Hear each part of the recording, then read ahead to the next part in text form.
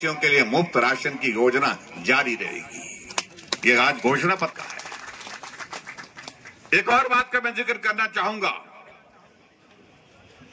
जो प्रधानमंत्री नरेंद्र मोदी जी ने आज कही है, जो आयुष्मान भारत जो है पूरे देश भर के लिए स्वास्थ्य की एक सुविधा दी है, उसमें और आगे बढ़कर के उन्होंने आज घोषणा की है कि जो हमारे बुजुर्ग हैं 70 साल के ऊपर के सारे बुजुर्ग आयुष्मान भारत में कवर होंगे।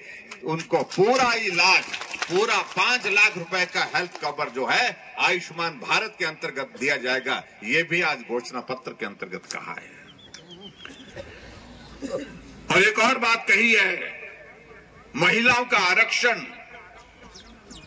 पता है आपको ना क्या हुआ? महिलाओं को पता है? नहीं पता? बोले तुम्हें है? आरक्षण हो गया आप लोगों के लिए, लोकसभा में पारित हो गया है, राज्यसभा में पारित हो गया है,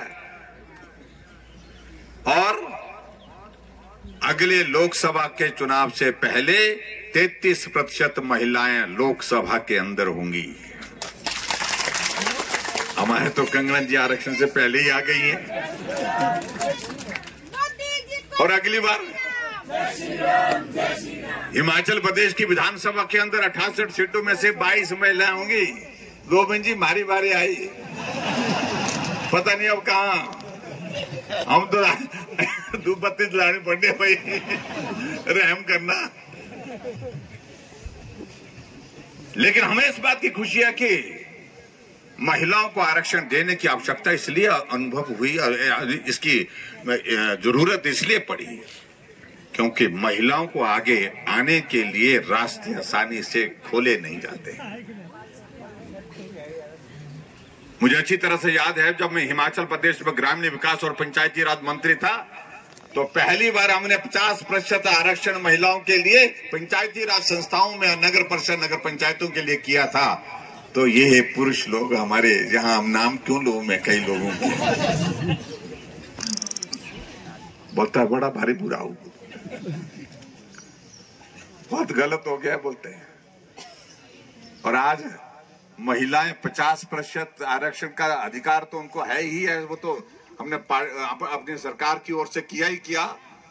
लेकिन आरक्षण के बिना भी महिलाएं बड़ी संख्या में जीत करके आई। आज लगभग जो है 60% महिलाएं पंचायती राज संस्थाओं में चुनी हुई है, क्यों कहीं जो है ओपन सीट से भी लड़ रही है। तो इसलिए बहुत बड़ा एक कदम उन्होंने उठाया है, ये बहुत बड़ा एक योगदान रहा है। और इसके अलावा और भी दो तीन चीजों का मैं जिक्र करूंगा, बाकी चीजों का जिक्र मैं विस्तार से बाद में करेंगे हम। 3 करोड़ गरीब लोगों के लिए प्रधानमंत्री आवास योजना के अंतर्गत मकान दिए जाएंगे। ये भी प्रधानमंत्री जी ने ऐलान किया कि 3 करोड़ परिवारों के लिए जिनका अपना घर नहीं है, घर एक जीवन का सपना हर व्यक्ति का होता है, उनका सपना साकार करेगा। ये भी प्रधानमंत्री जी ने बात कही है। और एक बात और कही, और वो बात ये कही है, जो बड़ा परिवर्तन होगा, 1 नेशन 1 इलेक्शन, इस पर भी काम करेंगे। झाड़ लगे बूटा मांगते, आज ये उपचुनाव आ गया, आज ये उपचुनाव आ गया, ये उपचुनाव आ गया। पूरे देश के चुनाव एक साथ, विधानसभा के, लोकसभा के चुनाव एक साथ करने के लिए प्रस्ताव लाने की आने वाले समय में प्रधानमंत्री जी ने कहा है, उस दिशा में हम कदम उठाएंगे। और मैं समझता हूं कि ये बहुत बड़ा, लाखों करोड़ रुपए देश का बचेगा और वो देश के विकास में लगेगा। जब चुनाव एक साथ होता है तो सारे खर्चे एक साथ होंगे, कम खर्चे में हम चुनाव कर पाएंगे। और मैं समझता हूं कि ये देश के लिए एक बहुत बड़ा कदम होगा। इसके लिए मैं प्रधानमंत्री जी का इस निर्णय का मैं अभिनंदन करता हूं। मैं उम्मीद करता हूं कि आने वाले समय में इस काम को हम पूरा करके दिखाएंगे। बड़ी बातें, बड़े काम, ये प्रधानमंत्री जी ने तय किया कि आने वाले समय में हम निश्चित रूप से करेंगे। अगला लक्ष्य हमारा यही होगा। और ऐसे प्रधानमंत्री नरेंद्र मोदी जी हमारे देश के 10 वर्ष का कार्यकाल उनका पूरा हुआ, लेकिन उंगली उठा करके कोई कह नहीं सकता कि इनके ऊपर यह आरोप है। आप कल्पना करो, वो सरकार 10 वर्ष तक एक सरकार रही जहां 1,76,000 करोड़ रुपए का घोटाला, 30,000 करोड़ रुपए का घोटाला, 50,000 करोड़ रुपए का घोटाला, घोटाला ही घोटाला। जो कंगना जी ने बात कही है सच्ची बात है। हर रोज घोटाला, हर कहीं घोटाला, हर बात पे घोटाला, हर काम में घोटाला, ये परिस्थिति होती थी। लेकिन आज देश आगे बढ़ा है और इसलिए बढ़ा कि एक ईमानदार नेतृत्व, मजबूत नेतृत्व भारत को मिला है नरेंद्र मोदी जी के रूप में। इसलिए भाई और बहनों, हम सबको एक ही चीज देखनी है, पूरी ताकत के साथ हम लगेंगे, जुटेंगे और नरेंद्र मोदी जी को इस देवभूमि हिमाचल प्रदेश की ओर से अपना पूरा योगदान देंगे। जैसा 2014 में चारों सीटों को जिता करके नरेंद्र मोदी जी को प्रधानमंत्री बनाने में योगदान इस देवभूमि हिमाचल ने दिया, और 2019 में तो सारा रिकॉर्ड आप लोगों ने तोड़ा। 68 की 68 सीटों पर हिमाचल प्रदेश में हमने जीत हासिल की थी, चारों सीटों पर जीत हासिल की थी। और अब की बार 2024 में भी उसी प्रकार से चारों सीटों पर हम जीत हासिल करेंगे। सुश्री कंगना रनौत।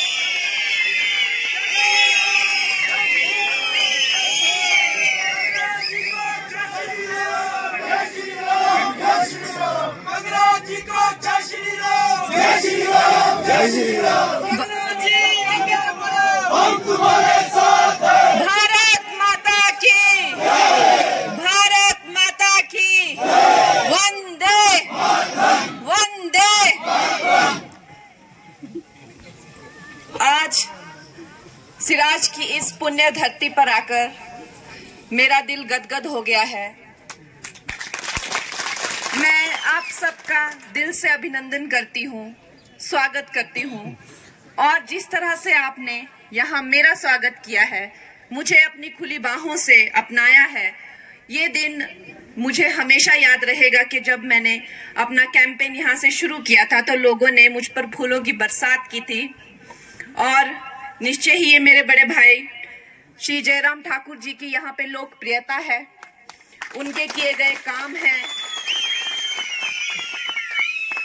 उनका मार्गदर्शन है और उन्हीं के अच्छे कर्म हैं जो आज आप मुझे इस पार्टी का हिस्सा समझकर, इस पार्टी का एक छोटा सा पार्ट समझकर उसी उम्मीद से, उसी प्यार से, उसी अपनेपन से अपना रहे हैं। मैं धन्यवादी हूँ श्री जयराम ठाकुर जी की, श्री गोविंद सिंह ठाकुर जी की, श्री भागीरथ शर्मा जी जो मंडल अध्यक्ष और उनकी सारी टीम की, श्री किशोर कुमार जिलाध्यक्ष अनुसूचित जाति मोर्चा, अनुसूचित जाति अध्यक्ष व उनकी पूरी टीम, पंचायत समिति अध्यक्ष श्री शेर सिंह ठाकुर व देवेंद्र रावत, महिला मोर्चा अध्यक्ष व जिला परिषद खेमदास जी, जिला परिषद रजनी ठाकुर, मीरा चौहान, और यहाँ उपस्थित मेरे सारे भाई बहन, मीडिया कर्मचारी और बच्चों और बुजुर्गों। दोस्तों, आज ये बहुत ही महत्वपूर्ण दिन है। जैसा कि मेरी बहन निशा ने यहाँ कहा कि आज बाबा अंबेडकर जी की जयंती है, उनका जन्मदिन है। दोस्तों, बाबा अंबेडकर इस धरती के एक महान पुत्र हुए। उन्होंने हमें जीवन जीने के मूल्य सिखाए। उन्होंने जो हमारे समाज में कुप्रथाएं थी उनके विरुद्ध आवाज उठाई और हमें, हमारे समाज को निश्चय ही बहुत बेहतर बनाया। आज उन्हीं की वजह से हमारे समाज में कितनी कुप्रथाओं को नष्ट किया गया है और हमने अपनी ही गलतियों से, अपनी ही कमजोरियों से सीखकर आगे बढ़ना सीखा है। दोस्तों, लेकिन जैसे आपने देखा है कि उन्होंने तो इस देश के लिए बहुत कुछ किया, लेकिन इस देश ने उनके लिए क्या किया? जितना उन्होंने सेवा की इस देश की, कांग्रेस में वो जैसे बताया गया कि मंत्री थे, कांग्रेस ने उनके नाम का इस्तेमाल किया, हर जगह उन्हें आज भी यूज किया जा रहा है। लेकिन क्या वो वाकई में हमारे देश के महापुरुषों का सम्मान करते हैं? आप खुद से पूछिए, क्या उन्होंने कभी भी हमारे देश के महापुरुषों का सम्मान किया है? चाहे वो सुभाष चंद्र बोस हो, चाहे वो बाबा अंबेडकर हो, चाहे वो सावरकर हो, चाहे वो वल्लभ भाई पटेल, जो भी हो, उन्होंने कभी भी किसी भी महापुरुष को सम्मान नहीं किया, सिर्फ और सिर्फ वोट बैंकों की राजनीति की। ये हमारी भाजपा की सरकार है जिन्होंने बिना वोट, क्योंकि वो वाकई में देशभक्त लोग हैं, वो राजनीति से बढ़कर देश प्रेम के लिए सोचते हैं और वो जानते हैं कि एक देश की आत्मा उसके महान पुरुष होते हैं। उन्होंने बाबा अंबेडकर को भारत रत्न दिया और अब हमारे यशस्वी प्रधानमंत्री जी ने उससे भी आगे बढ़कर उन्हें एक देवता स्वरूप मानकर उनसे रिलेटेड, उनसे संबंधित जितने भी जगहें हैं जो कि महत्वपूर्ण कही जा सकती है, जैसे कि जहां उनका जन्म हुआ, जहां वो पढ़े, जहां वो रहे, चाहे भारत में या लंदन में, उन सब जगहों को तीर्थ का नाम दिया और ऐसी एक सूची बनाई और उन्हें पंच तीर्थ का नाम दिया। ये काम भी, इससे उनकी भावना का पता चलता है और ये कोई वोट बैंक की राजनीति नहीं है दोस्तों। उन्होंने ये सेम चीज जो है वो सुभाष चंद्र बोस जी के लिए की। आज भी दिल्ली में जिसे राजपथ किया कहा जाता था, वहां पर किसी जॉर्ज पंचम ने, जिसने हिंदुओं का और सब भारतवर्षियों का शोषण किया था, उसकी मूर्ति लगी थी, उसकी पूजा होती थी। वो हमारे लिए एक प्रतीक था, हमारी गुलामी का चिन्ह था। उसे हटा के वहां से निकाल दिया और सुभाष चंद्र बोस की, नेता बोस की प्रतिमा वहां लगाई। वही चीज उन्होंने वल्लभ भाई पटेल जी के साथ स्टैच्यू ऑफ यूनिटी का लगा के गुजरात में दुनिया को इसका सबसे बड़ी एक प्रतिमा, एक स्टैच्यू दिया। ये उनके भाव है महापुरुषों के लिए। ये हमारी भारतीय जनता पार्टी के संस्कार हैं दोस्तों। लेकिन उसी तरफ संस्कार देखिए आप, कांग्रेस के क्या संस्कार है, सोचिए आप। क्या बातें करते हैं वो महिलाओं के लिए, कितनी भद्दी टिप्पणी करते हैं वो महिलाओं के लिए। क्या कभी आप सोच सकते हैं कि हमारी भारतीय जनता पार्टी के जो हमारे नेता हैं वो इस तरह कहें महिलाओं को कि मंडी की महिलाओं के क्या भाव हैं, इस तरह से वो बातें करें। और अब भी चाहे वो मैं हूं, चाहे वो हेमा मालिनी जी हो या चाहे वो जयाप्रदा जी हो, कोई भी किसी भी औरत को, वो चाहे जवान हो या बुजुर्ग हो, मैरिड हो या अनमैरिड हो, किसी को नहीं छोड़ते हैं दोस्तों। इतनी नीच उनकी सोच है। और वही भारतीय जनता पार्टी महिलाओं के उद्धार में लगी हुई है, बुजुर्गों के उद्धार। आज भी जो मैनिफेस्टो आया हुआ है आप देखिए, उसमें आयुष्मान की जो इतनी बड़ी योजना है, जो दुनिया का सबसे बड़ा जो स्वास्थ्य बीमा है, 5 लाख का इलाज मुफ्त में होता है वहां पे, वो अब किसी व्यक्ति विशेष के लिए नहीं रह गया। 70 साल से ऊपर जो भी बुजुर्ग हैं उन सबको आयुष्मान बीमा मिलेगा, उसका लाभ मिलेगा। ये आज आया है। महिलाओं के लिए चूल्हा देने के बाद, उनको पक्के मकान देने के बाद, करोड़ों, 10 करोड़ से ज्यादा चूल्हे, 4 करोड़ परिवारों को पक्के मकान देने के बाद 50 करोड़ अकाउंट में, अब तक आपको पता है कि भारतवासियों के लिए 50 करोड़ से भी ज्यादा अकाउंट खोले गए हैं और अब तक उसमें 34 लाख करोड़ से ज्यादा की राशि, विभिन्न स्कीम्स की राशि डायरेक्टली उसमें ट्रांसफर की गई है। उसके सिवाय अब भारतीय जनता पार्टी चाहती है कि लखपति दीदी, करोड़ों की संख्या में 3, 3.5, 4 करोड़ की शपथ ली गई है, लखपति दीदी बनाई जाएंगी और बहनों को ड्रोन दिए जाएंगे जो कृषि में क्रांति ला रही है। इस तरह की भावनाएं बहनों के लिए है, बेटियों के लिए है, बुजुर्ग माताओं के लिए है। और वही कांग्रेस की सोच, नीची सोच दिन ब दिन नीची ही होती जा रही है। चाहे वो मेरे काम का मजाक उड़ाना, जो भी मैंने मेहनत से अपना नाम कमाया है फिल्मी दुनिया में, उसका मजाक उड़ाना, भद्दी टिप्पणियां मुझ पे करना, दिन ब दिन मुझे मानसिक रूप से सताना, मुझे बुली करने की, हैरेस करने की कोशिश करना, इस तरह के जो चीजें हैं जो अपनाई जा रही हैं दोस्तों। लेकिन ये सब जानते हैं हमारी जो पहाड़ी लड़कियां हैं, वो पहाड़ी लड़कियां बहुत ही मजबूत होती हैं और वो हर स्थिति से और हर चीज से लड़ने की क्षमता रखती हैं। दोस्तों, हमारे हिमाचल प्रदेश में एक ऐसी कुराजनीति खेली गई जिसका हम सब ने एक शर्मसार कर देने वाला एक माहौल देखा पिछली बार के विधानसभा के चुनाव में। अंत संत जो मुंह में आया वो बक के इन लोगों ने मासूम लोगों को जो है वो बहकाया, बहलाया, फुसलाया। 1500 रुपए दे देंगे हम, हम कि 5-6 लाख जॉब लगा देंगे, हम छोटे छोटे मोबाइल हॉस्पिटल वैन बनाएंगे जो घुमा करेगी गली गली में, फ्री हॉस्पिटल, फ्री इलाज कराया करेंगे, हम 100 रुपए लीटर दूध ले लेंगे जी, हम 2 रुपए किलो गोबर ले लेंगे जी, ले लेंगे, सब हो जाएगा। जो मन में आया अंट संट, 300 यूनिट बिजली हम फ्री दे देंगे, सब जो चाहिए, कुछ भी जिसका ना कोई बेस, ना कोई आधार, ना केंद्र में इनकी कोई सरकार है, ना इनकी कोई पूरे देश में कोई चलती है, कुछ भी नहीं। ऐसा थोड़ी होता है आप कुछ भी बोल के निकल जाओ, पर आपने देखा ये लोग निकल गए और अब हम सबको भुगतना पड़ रहा है।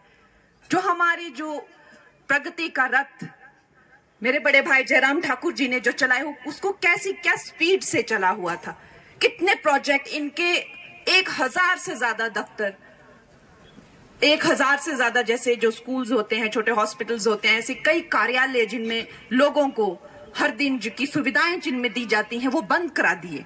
अगर उनको जनता की फिक्र होती तो वो बंद क्यों कराते? आप खुद सोचिए। सुखो जी कहते हैं कि मैंने यहाँ पर सरकार बना के बहुत बड़ा प्रचंड लहराया है। ऐसा प्रचंड पूरे देश में किसी ने नहीं लहराया, क्योंकि यहाँ पे 98% जो हैं वो हिंदू हैं, और मैंने यहाँ पे हिंदुओं की जो है सरकार को, सनातन की सरकार को हरा के मैंने यहाँ पे अपना झंडा गाड़ा है। तो मेरी जीत ये किसी और ही टाइप की जीत है। ये इस अहंकार में चकनाचूर, इस घमंड में चकनाचूर होकर उन्होंने, जयराम ठाकुर जी ने जो शिव धाम का एक 150 करोड़ का प्रोजेक्ट था, जो मोदी जी के दिल का भी बहुत करीब था, क्योंकि हमारी जो मंडी है वो भोले शंकर की शिवरात्रि के लिए, बाबा बालकनाथ, बाबा भोले शंकर की शिवरात्रि के लिए जानी जाती है, और उनके शिवधाम को भी विराम लगा दिया। ऐसी हिंदू विरोधी मानसिकता, ऐसी महिला विरोधी मानसिकता, ऐसी बुजुर्ग विरोधी, और सेना बल के तो हर चौथे दिन ये लोग जो है मजाक उड़ाना, खिल्ली उड़ाना, अभद्र भाषाएं बोलना, चाहे सर्जिकल स्ट्राइक हो, चाहे गलवान हो, हर दिन वो ना कुछ उन्हें, उनके मन को ग्रस्त करने वाली, उनके दिल को बेचैन करने वाली और उनका मनोबल गिराने वाली बातें जो हैं वो दिन ब दिन बोलते ही रहते हैं। और ये जो दुष्ट राजनीति करने वाली ये जो कांग्रेस है, दोस्तों, हमें इसे एक रोग की तरह, जैसे हम अपने शरीर से किसी रोग को कैसे स्वस्थ होकर बाहर फेंक देते हैं, उसी तरह हमें ये कांग्रेस की जो कुनीति वाली सरकार है, जिसने हमारे पूरे हिमाचल प्रदेश का बेड़ा गर्क कर दिया है। आप खुद सोचो कि ये लोग 18 महीनों में लड़ मर के इन लोगों ने क्या कुछ नहीं किया। क्या ये लोग, आप लोगों को ये कैसे संभालेंगे जब ये खुद ही नहीं संभल पा रहे हैं, सत्ता ही इनसे संभल नहीं रही है, तो आप लोगों का ये क्या कल्याण करेंगे? इतनी त्रासदी यहाँ पे आई, हमें कुछ नहीं मिला, हमें कुछ नहीं, केंद्र हमें कुछ नहीं दे रहा। जयराम जी को हमेशा मीडिया में आकर सफाई देनी पड़ती है कि इनको अभी इतने 1000 करोड़ दिए, 1800 करोड़ रुपए इनको दिए, कहां गए वो पैसे? ये हमेशा आकर बताते हैं, इनको बताना पड़ता है। नहीं जी, कुछ नहीं है, कहां गए कोई पता नहीं। तो आप खुद सोचिए क्या चल रहा है उस सरकार में, किस तरह की नीतियां चल रही हैं। सब आपस में ही मिल बांट के, कोई पता नहीं। वही वाले दिन याद आ रहे हैं जो हम बचपन में सुना करते थे, गायों का चारा खा गए, बिजली का कोयला खा गए, 2G स्कैम में खा गए। बस यही अब हिमाचल से भी सुनने को मिल रहा है, राहत रिलीफ की पैसे खा गए, ये खा गए, वो खा गए, बस यही बात सुनने को मिलती है हिमाचल से। मेरे दोस्तों, हम लोगों को ये प्रतिज्ञा लेनी है, और यहाँ तो मैं दिल खोल के बोल सकती हूँ कि जैसे ही जून में इलेक्शन होंगे, चाहे वो विधानसभा के हो या लोकसभा के हो, हमें यहाँ मोदी जी का परचम लहराना है, हमें भगवा वापस लाना है, बीजेपी की सरकार बनानी है, मोदी जी वहां प्रधानमंत्री बनेंगे और यहाँ हमारे जयराम ठाकुर जी को मुख्यमंत्री बनाना है। जय श्री राम, जय श्री राम।